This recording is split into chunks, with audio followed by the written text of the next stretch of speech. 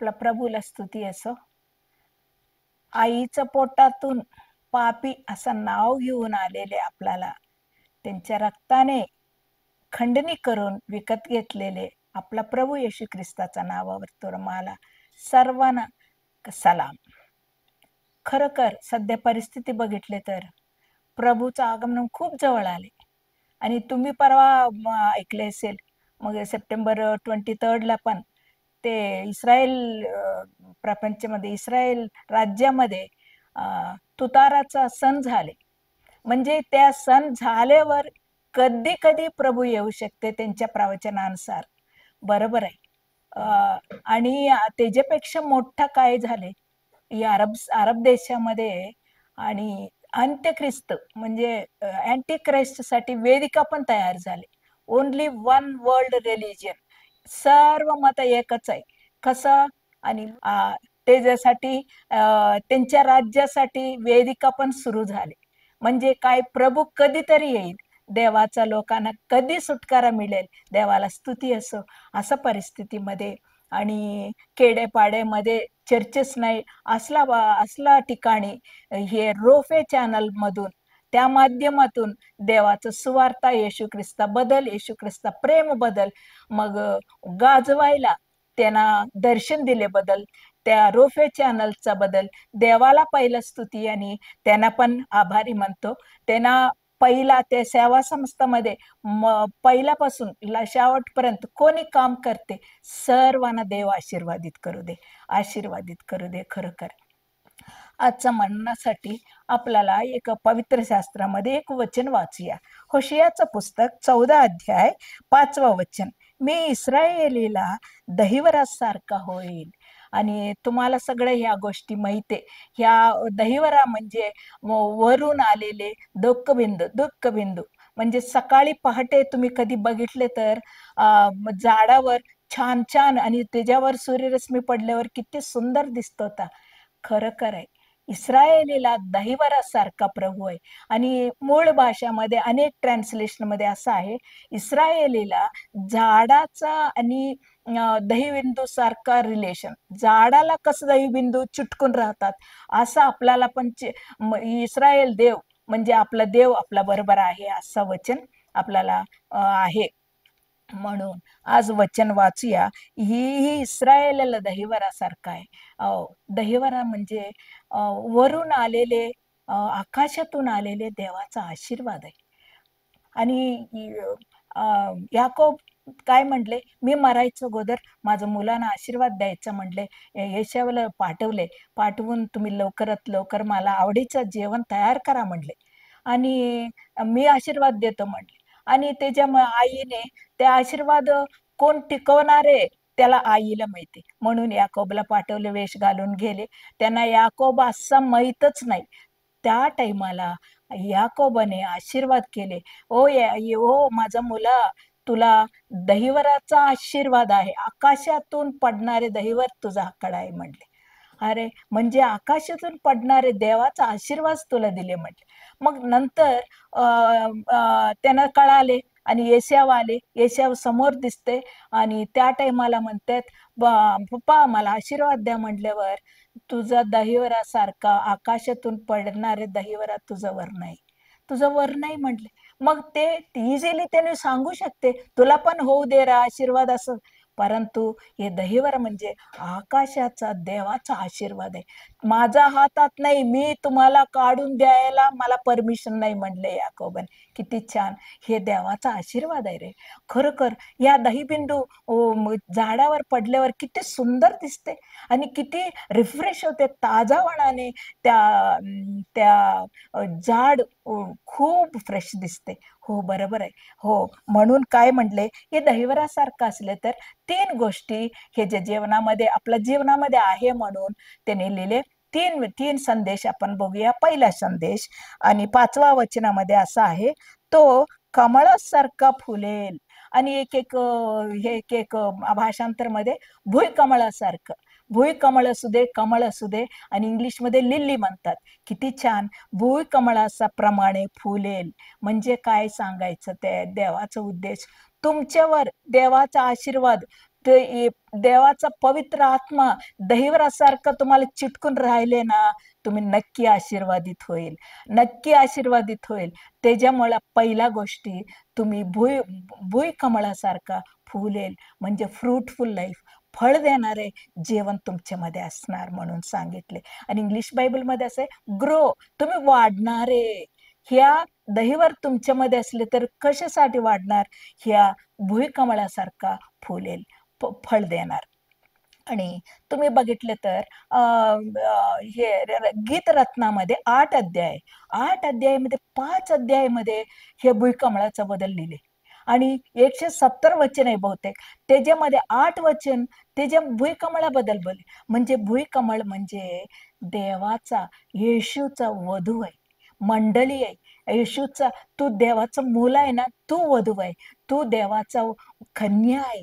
म्हणून देव खूप आवडते देवाला, म्हणते म्हणून तू भुईकमळ कसं फळेल, कसं फूल देईल, असं तू होईल. मी तू तुझ्यावर दहीवर आहे का बघ, तुला ह्या गोष्टी होणार म्हटले.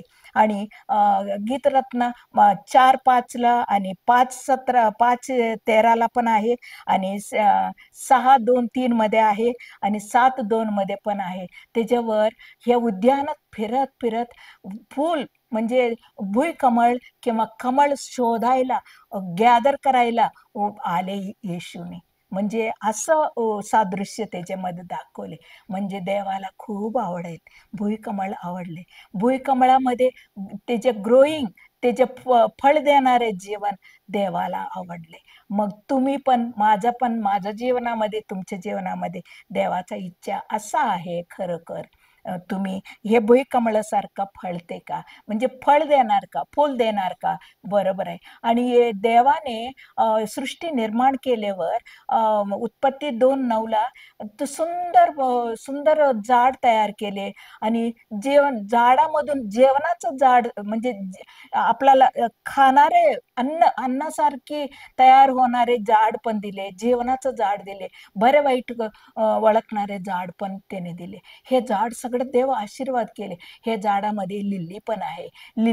ही लिली खूप, आणि तुम्ही काही म्हणा, भुईकमळ म्हणा, कमळ म्हणा, आणि मत्ती सुवार्तामध्ये ह्या लिलीला काय म्हणले? गव्हाचं फूल म्हणले. कुठलंही असू दे, देवाचा वधू आहे हे. ह्या वधू मंडळीमध्ये देव असं शोधत आहे, तू फुलेल का? तुझ्यामध्ये फूल आहे का? असं बघायला लागले. आणि बघितले तर, आणि समजा ह्या एक झाड पडले तर बुंदू असतात ना, त्याच्यामधून सुद्धा अंकुर मिळणार. म्हणजे त्याच्यामध्ये सुद्धा जीव आहे. देवाने तयार केलेल्या झाडामध्ये साधा जात नाही, असं जीव असते, कधीतरी अंकुर फुटणार आहे. मग बघूया आपण भुईकमळ कसं वाढ आपला 3 गोष्टीमध्ये आपण सुरू करूया. नंबर 1, 1 पेत्र 2 अध्याय 2मध्ये असा वचन आहे, आणि तुमची आध्यात्मिक वृद्धी व्हावे म्हणून नित्य दुधाचा इच्छा धरा. नित्य रोज दुधाचा. लहान बाळ जन्म झाल्यावर ते जाऊन कष्ट करून दुधासाठी शोधते का? कधी नाही. आई सगळं तयार करून ठेवते. त्यांच्यासाठी तयार केल्यासारखं देव आपल्याला जन्म झाले, येशू ख्रिस्तामध्ये तारण झालेले मुलांसाठी हे वचनाचं दूध तयार करून ठेवले. हे दुधाने वाढतात. हे दुधाने आपल्यामध्ये आध्यात्मिक वृद्धी होतात. आणि म्हणून देवाने काय केले? फक्त दूध, तुम्ही म्हणणार दूध कितीपर्यंत आहे? 1, 2, 3 वर्ष. नंतर ते हेब्री पत्रिकेमध्ये पण असं लिहिलेले 5:14 मध्ये, जड अन्न म्हणले ह्या वचनाद्वारा तुम्ही फुलेल. ह्या वचन भुईकमळ कसं वृद्धी होईल, कसं? हे पहिलं कारण वचनामध्ये आध्यात्मिक वृद्धी असतात. ह्या जड अन्न आहे आणि दूध पण आहे. इस्रायल लोकांना देवाने देवदूताचा आहार देऊन त्यांना पोषण केले बघा. आणि ह्याच्यामध्ये बघा, उत्पत्ती 49:22 मध्ये, म्हणजे 49:22 मध्ये असं आहे, निर्जरा पेशी लावलेले झाडासारखं. निर्जरापाशी म्हणजे पाण्याजवळ, जराजवळ असलेले झाड किती छान, कधी हिरवा असते, तर कधी हे हिरवा दिसतात, फ्रेश असतात. असं निर्जरा हे वर्ड, हे देवाच्या वचनामध्ये, हे जरामध्ये तुम्ही टिकले ना, नक्की भुईकमळासारखं फुलेल. तुमच्या जीवनामध्ये, आध्यात्मिक जीवनामध्ये महत्वाचं हे वचन तुम्ही वाचा. वचन वाचा. हे वचनाचा हिस्ट्री तुम्ही कधीतरी ऐकले असेल. आणि 1600 वर्षामध्ये लिहिलेले होता. पहिलं लिहिलेले योबाचा पुस्तक, शेवट लिहिलेले प्रकटीकरण मध्ये 1600 वर्ष देवाने कसं आपल्याला तयार करून ठेवले, लपून ठेवले बघा. आणि 40 लोक लिहिलेले होता आणि 60 पिढ्या लोक तयार केलेले. किती देवाचा आश्चर्य गोष्टी आहे, तुम्हाला माहिती असेल. आणि खरोखर हे एक दिवस ते इजिप्ट म्हणजे मिस्र देशात मम्मीस म्हणून असते, मेलेले डेड बॉडी ते जपून ठेवतात. ते खोदताना, समाधीचा कबरस्थान खोदताना काय सापडले, एक एक टंग आवाज आले. काय आवाज आले म्हणून बघितले तर आपण लोणचा ठेवतो ते असला भरणीसारखा आवाज आले. ते भरणीमध्ये काढले तर काय मिळाले माहितीये का? यशाचं पुस्तक मिळाले. एवढे दिवस देवाने कबरस्थानमध्ये लपून ठेवले. आणि एक दिवस एक धनगराचं मुलं त्यांच्या मिशेळी गेले कुठतरी. ते शोधत शोधत आल्यावर आणि एक गुहामध्ये आले, एक मोठा दगड घेतल्यावर मोठा आवाज आले. काय आवाज आले बघितले तर तिथं पण एक भरणी होता, त्याच्यामध्ये आवडीचं अनुवादाचं पुस्तक मिळाले. किती अवघड आहे. आणि तुम्हाला माहितीये, नंतर शताब्दीमध्ये रोमा देशामध्ये हे बायबल साखळीमध्ये साखळीमध्ये बांधून ठेवले. फक्त पोप वाचायचं, कोणी वाचायला परमिशन नाही. अशा परिस्थितीमध्ये मार्टिन लुथर किंग आले, त्यांनी बाहेर आणले. आपल्या हातात सगळ्यांचा बायबल, आपल्या घरात 10 बायबल ठेवायला त्यांनी देवाने मार्ग काढले. हे वचन तुम्हाला साधा मिळाले नाही, वाचा ना. मग तुम्ही म्हणू नका ताई का मला वाचायला येत नाही, हो म्हणू नका. आता तुम्ही मोबाईल ऑन केले तर 24 तास तुम्हाला वचन कानाला पोहोचणार आहे. वचन ऐका. आणि एक बायबल असतात असं, ते बायबल वाचत असते. तुम्हाला पाहिजे तर मुलगीचा आवाज, मुलगाचा आवाज मध्ये बायबल असतात. ते बायबल वाचा, बायबल वाचा, बायबल ऐका. हे वचन ऐकले तर तुमची आध्यात्मिक वृद्धी होईल. भुईकमळासारखा तुम्ही चांगला होईल खरोखर. आणि दुसरा वचन, दुसरा पेत्र आणि दुसरा पेत्र 3 अध्याय 18 वचन. तारणारा प्रभू येशू ख्रिस्त आमच्या कृपेने आणि ज्ञानाने वाढा. आणि पहिल्या गोष्टी वचनाने वाढा. वचनाने तुम्ही वाढले तर फुलेल, फळ जीवत तुम्हाला असणार.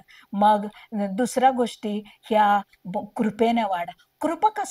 कृपा कसं मिळणार आहे आपल्याला? प्रार्थनाने मिळणार आहे. आणि खरोखर आणि कीर्तनाकार म्हणतात 90:14 म्हणतात, तुम्ही सकाळी सकाळी देवाचा कृपा ऐकून घ्या, देवाचा कृपा सरी मागा, मग दिवसभर आम्ही आनंदात उत्साहित असणार म्हटले. एकाने कीर्तनकार म्हटले, मी पडणार होता 94:18 मध्ये मी पडणार होता, स्लिपरी मध्ये होता, परंतु देवाने आम्हाला ह्या वचनाचा आसराद्वारा, ह्या देवाच्या कृपाने आम्हाला आसरा देऊन मला केले म्हटले. आणि पौल म्हणतात, मी काय आहे, जो काही मी आहे देवाचं कृपे नाही. माझ्या बरोबर देवाचं कृपा चालतात म्हणले. तुम्ही बघितलं तर कॅनडामध्ये देशामध्ये आपल्याला आईस्क्रीम वाला येते, गाडीवाला, ते मोठा बर्फाचा गोळा असते, किसल्यावर कसं येते, असं किसल्यासारखं बर्फ पडलेले असते. किती छान. आपण पाय ठेवले तर ते झाची पडते. हो, मी म्हणते माझा मुला उठायचा अगोदर, माझा पहाटे, माझा मुला कुठं कुठं लांब असू दे, माझा मुला उठायचा अगोदर आणि देवाच्या कृपामध्ये पाय ठेवू दे. मग ते पूर्ण जाताना देवाच्या कृपामध्ये चालणार.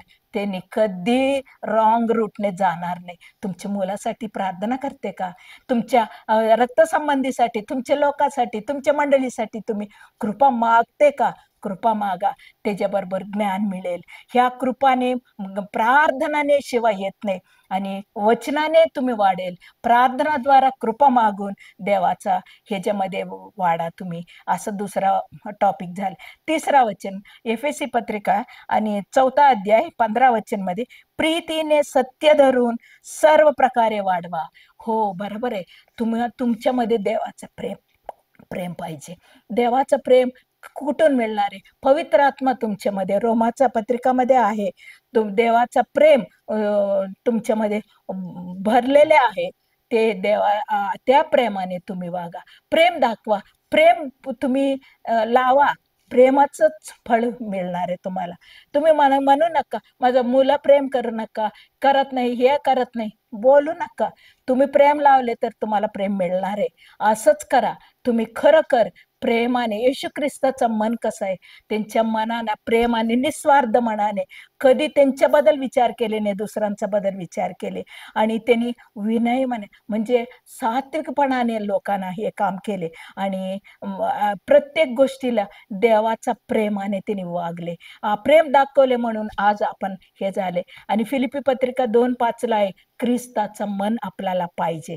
मग तेव्हा ख्रिस्ताचं मन असल्याने प्रेमाने सत्याने वागणार, तेव्हा भूकमळा सारखा फुलेल आपण.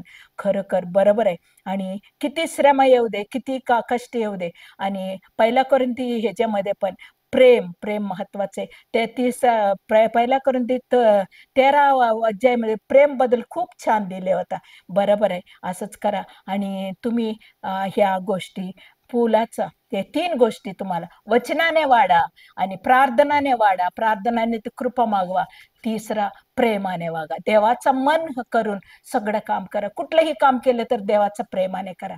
आणि हे भुईकमळ देवानं खूप आवडते, येशूला खूप आवडते. कारण काय माहितीये का? अरे, महत्वाच्या गोष्टी नीतीच हे गीतरत्न 2 ह्याच्यामध्ये आहे बघा, 2 अध्यायामध्ये ते कुठं असतात माहितीये का? खोऱ्यातलं असतात.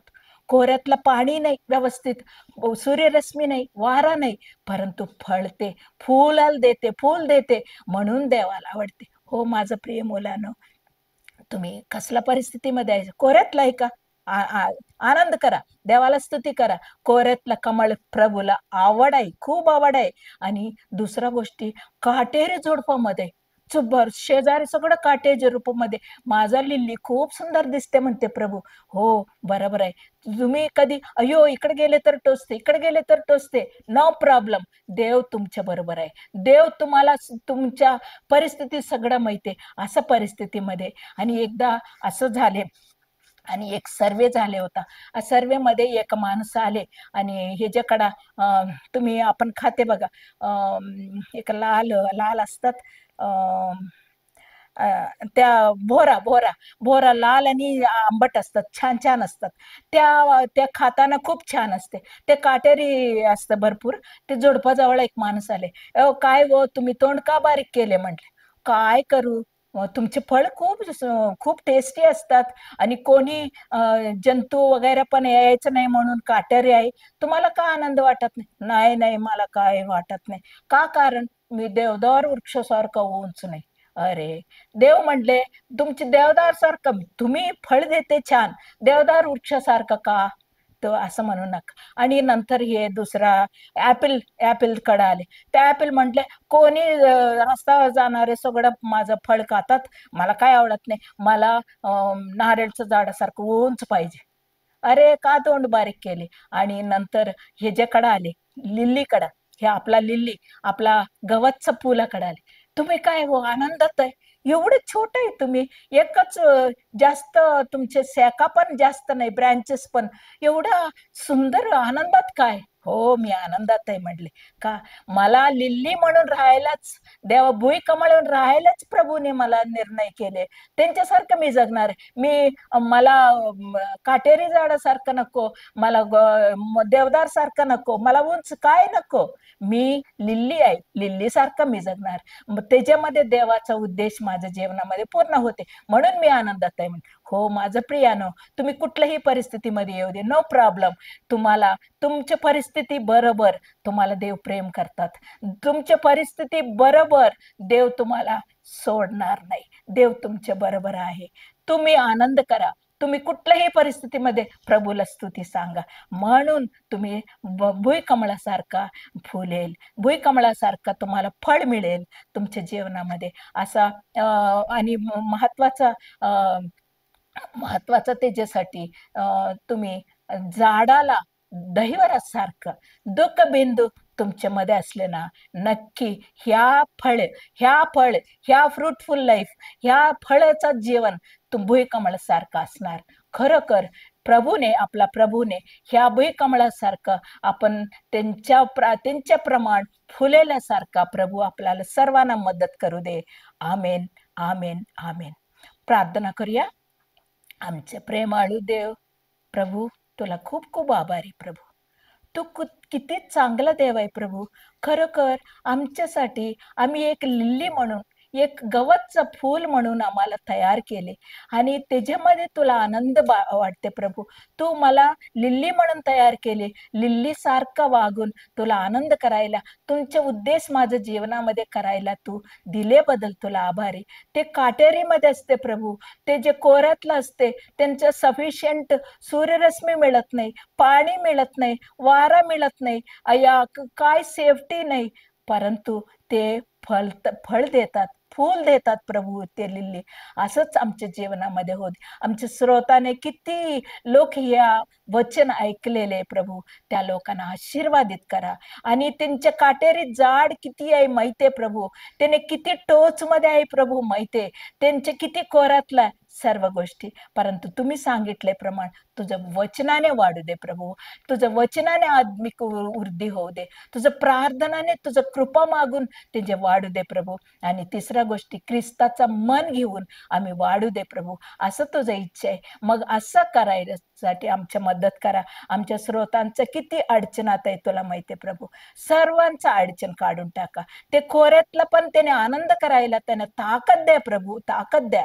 आणि प्रभू मदत करा. हे सर्व गोष्टी, हे सर्व हे दिलेले हे वचन तुला, हे पेरलेले सर्व वचन प्रभू देवा, त्या काळामध्ये फळ देऊ दे, फळ देऊ दे.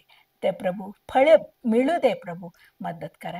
ह्या वचन कुठलेही पक्षी येऊन घेऊन जायला नको. आकाश पक्षी देवा हे साठून 30 पट, 60 पट आणि 100 पट फळ देऊ दे प्रभू. हे सर्व प्रार्थना आमच्या श्रोतांना सर्वांना तू मदत करा, सहाय करा, त्यांना आशीर्वाद द्या. हे दहिवरासारखा त्यांच्या बरोबर राहा. येशू ख्रिस्ताच्या नावावर हे सर्व प्रार्थना तुम्हाला समर्पण करते प्रभू, स्वीकार कर. आमेन, आमेन, आमेन.